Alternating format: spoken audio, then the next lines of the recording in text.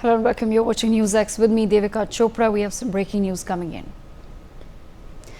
US President Donald Trump has doubled down on tariffs campaign. In a post on Truth Social, Trump has written that oil prices are down, interest rates are down, the slow-moving Fed should cut rates, food prices are down, there is no inflation, and the long-time abused USA is bringing in billions of dollars a week from the abusing countries on tariffs that are already in place. This is despite the fact that the biggest abuser of all of them, China, whose markets are crashing, just raised its tariffs by 34% on top of its long-term ridiculously high tariffs, not acknowledging my warning for abusing countries not to retaliate. They've made enough for decades, taking advantage of the good old USA.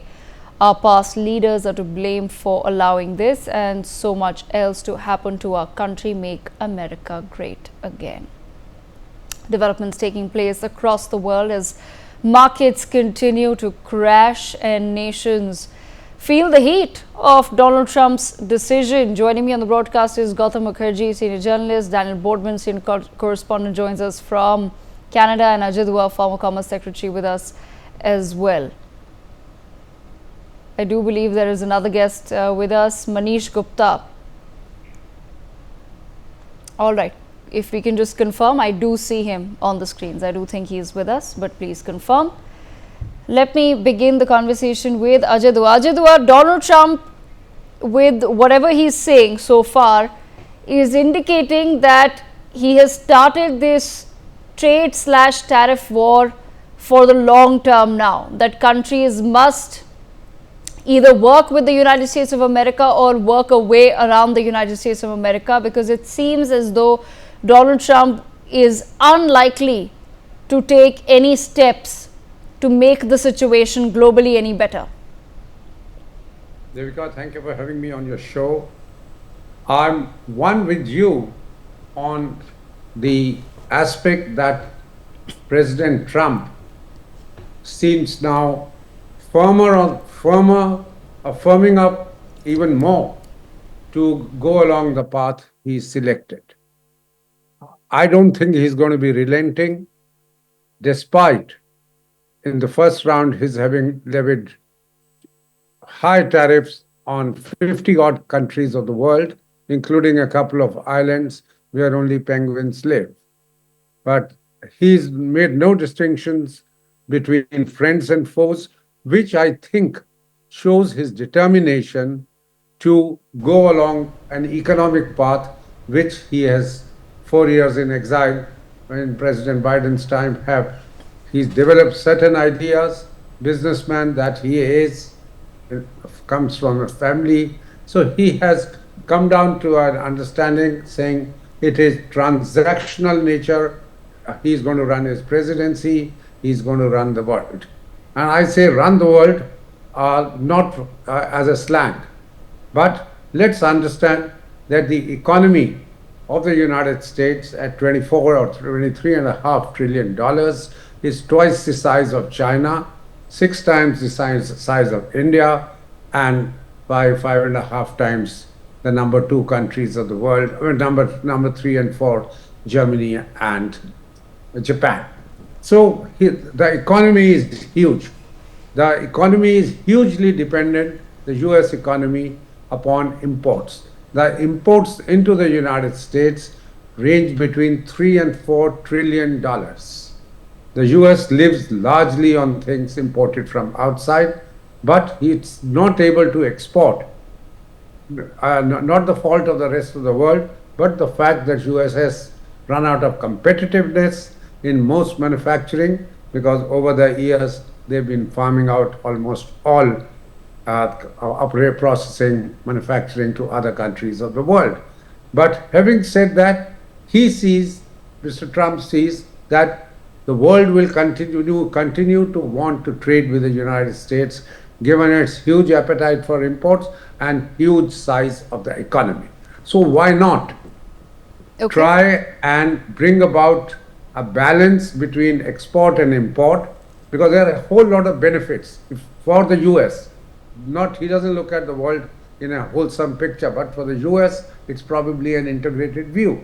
He sees it as if you levy taxes, certainly on imports from these countries, one, a lot of them or their businessmen would want to invest in the United States and avoid the tariffs, which means economic revival in the US, more businesses, more employment, more taxes he'll be able to raise, and maybe fulfill his third goal, which is that lower in the towards the end of his tenure, second tenure itself, he wishes to be able to reduce the tax rates down to 15%, which will be the probably the lowest in the G7, G20 countries, and that would further help manufacturing to take place, move to the US in his larger plan of things. So I do see a bit of a madness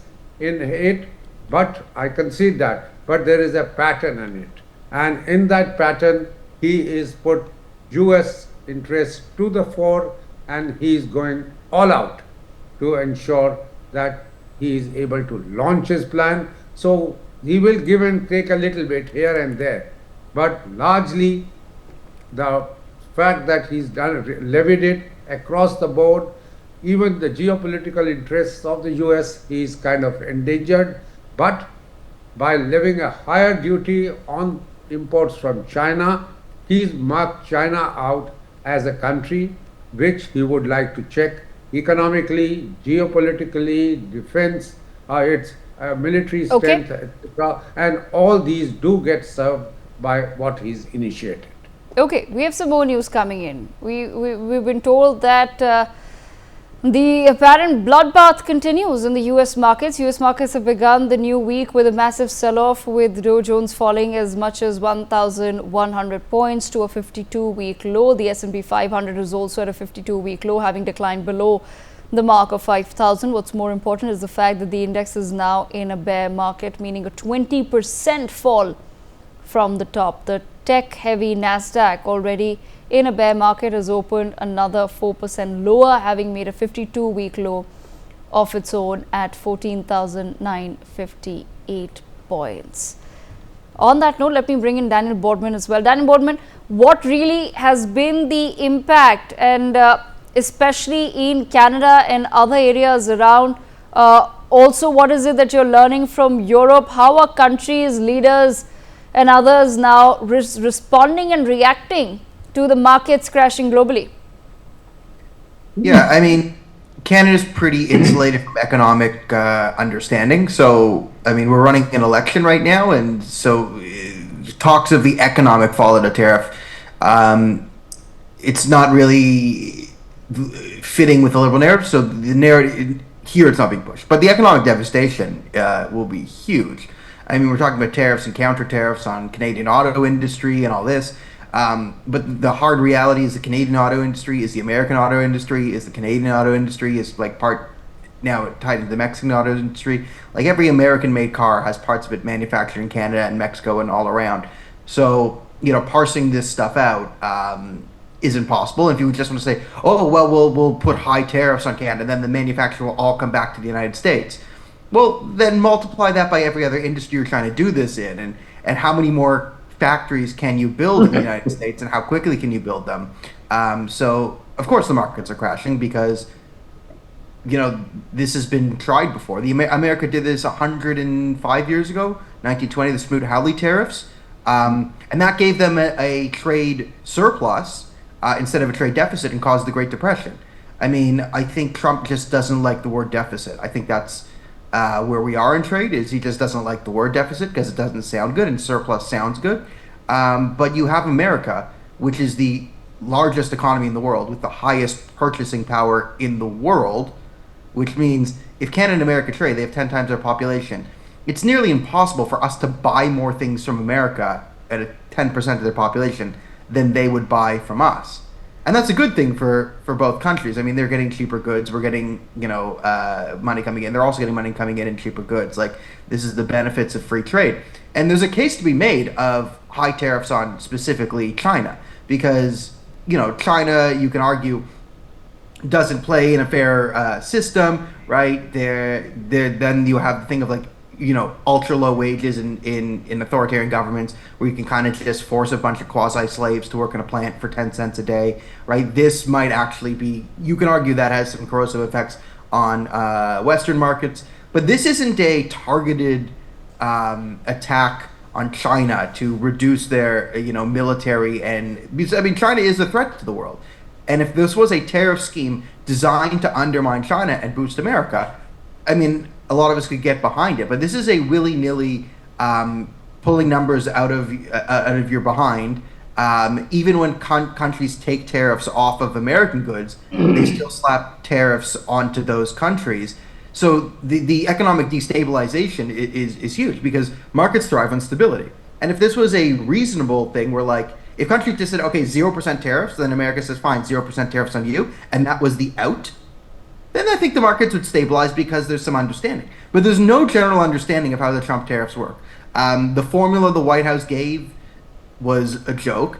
Donald Trump's posting on social media that his plan is to crash the markets in some way, to have them rise from the ashes like a phoenix. And this really threatens to destabilize his entire platform across the board because, listen, we can all talk about bringing American manufacturing back, but like, I mean, comic Dave Chappelle said it best. Americans want to buy Nikes, not make Nikes. Like you want your kids to go to a sweatshop for $2 an hour making shoes. Like if you're an American, no American wants that. So eventually you're going to need shoes, clothes, textiles, stuff from other countries, and most struggling Americans aren't going to say, oh, the cheap shoes that were $50 beforehand, well, now they're $120 because they're made in America. Like eventually when this hits everyone's pocketbooks, which is going to soon, they're going to turn. And like Trump's major appeal was, mean tweets, cheap gas, right? Joe Biden, inflation, printing money, all the Democratic, spend, print money, which increases the cost of living to everyone. That made the Democrats severely unpopular. But if Trump institutes like insane 1920 Smoot-Halley tariffs and then goes full, centralized planning on the global economy, it's going to crash the markets, and then it's going to hit people in the pocketbooks, and then they're going to flip back to the Democrats. Okay, all right. On that note, some more news coming in. We're learning that Bangladesh Chief Advisor Mohammad Yunus has now written a letter to Donald Trump seeking a 3-month pause on the tariffs. Yunus has proposed a reduction in tariffs up to 50% on U.S. exports to Bangladesh and requested the U.S. postpone the application of reciprocal tariffs on Bangladeshi goods. In the letter, Yunus has emphasized Bangladesh's proactive initiatives to align with U.S. trade priorities since President Trump's inauguration. Let me bring in Gautam Mukherjee on that note. Gautam Mukherjee, quite unlikely that Donald Trump will be putting a pause on the tariffs for any nations as far as his current comments are concerned. He's been pretty clear and firm that he's not going to be backing down, because the moment you put a pause for one nation, then of course others seek the same from you. But in your assessment, how exactly are some of the smaller economies really going to react and respond? Is this economic bullying by America? Well, Devika, let's understand 170 countries use tariffs. It's 170 prominent countries. So Donald Trump didn't invent tariffs. In fact, the tariff barrier into the United States is 2.5% for most things. Now, that is not something that's going on elsewhere. China, for example, which is the main target, does not allow American goods to be sold at all in China. The entire service industry, Google, Facebook, etc., is not allowed in China. China is a one-way street. It's got a balance of trade over $1 trillion in its favor, and that's before you count all the proxy nations, including Canada, Mexico, Vietnam, Cambodia, Bangladesh, you name it. I mean, there are quite a few that China uses in order to channel its goods when much milder tariffs were imposed. So Trump is trying to reset the global order. He's Elon Musk, who's a sort of a mouthpiece, has said to the Europeans, why don't we have zero tax and form a free trade agreement with all of Europe? Now, the Europeans are not budging, are they? Instead, the EU has imposed reciprocal taxes. Now, they have no hope of succeeding. China doesn't have a hope of succeeding with its reciprocal taxes. So, eventually, America is definitely going to get its way. Some countries are coming to the table rather quickly, including India. India is all about reducing its tariffs. Cambodia reduced its tariffs on American goods from 35% to 5% overnight. Now, this is the way to play with this man. If you think you can take him on, you've got another thing coming. And there's nothing daft about it. It's just that before him, various people, all the former presidents in recent memory, have topped tariffs and then proceeded to chicken out and sell out to China. This is the man who's bitten the bullet. He's in mission mode. He's not going to let go. And it's going to roil the world until they decide to play ball. Okay, I want to bring in more news at this point in time. We're learning that Chinese foreign minister has said that it will absolutely and resolutely safeguard its legitimate rights and interests in the face of new tariffs imposed by the United States. China has said that pressuring or threatening China is not the right way to engage with them and has vowed to defend its rights and interests. Ajay Dua, bringing you back into the conversation, I want to understand from your perspective, the trade war, a similar trade war has happened between the US and China earlier under Trump's first presidency as well. But what really will be the impact this time around when the world's two largest economies engage in a trade war once again in a post-COVID world? That's something which I don't rule out happening. That's number one point, number one observation of mine. Number two, I think we need to separate the immediate and the short-term effect from the medium and the long-term one. In the immediate run, short including short-term, that means 1 to 2 years, the American consumer, which is hugely dependent upon imports, and a lot of consumer goods and consumer intermediates come from China, is going to be made to pay extra because of the duties. That could lead to inflation in the US and an outcry from the public at large, as some of it which we saw yesterday. 150 groups getting together, different motives, but all actually saying, what the hell is happening? You're not looking at our welfare in mind, but you're looking at the larger picture, which is very right from a citizen's point of view.